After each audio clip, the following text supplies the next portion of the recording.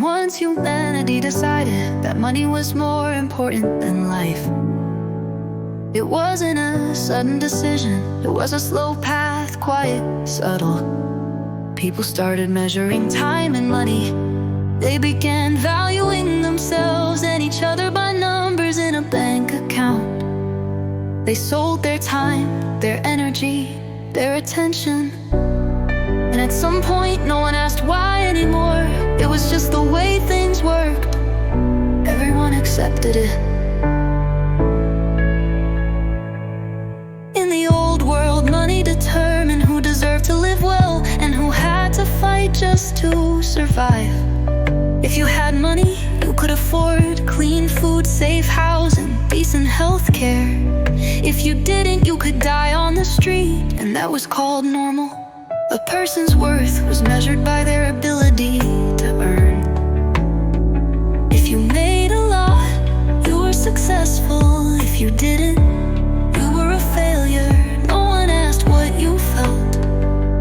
No one asked why you were alive in the first place. Everything was about results, profit, efficiency, return on investment.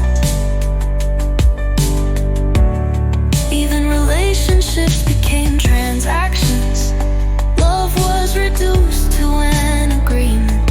What you give and what you get in return. Children became investments expected to pay off in the future.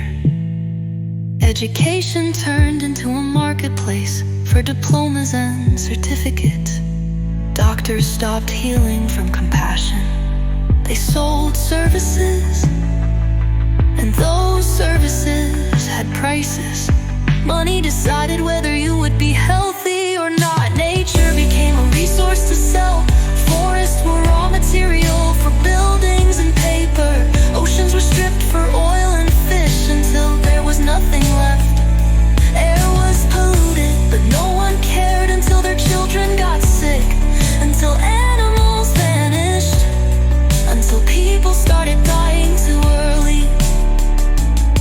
But even then, they kept believing that money would fix everything, because no one showed them another way. The fear of losing a job was the greatest fear most people carried. They accepted living in cities without nature. They ate synthetic food, drank water filled with chemicals, breathed air that made their lungs ache. They called it normal. They were told that without endless consumption, they would be nothing. That happiness was in having more things. That progress was measured by economic growth, GDP, and corporate profit.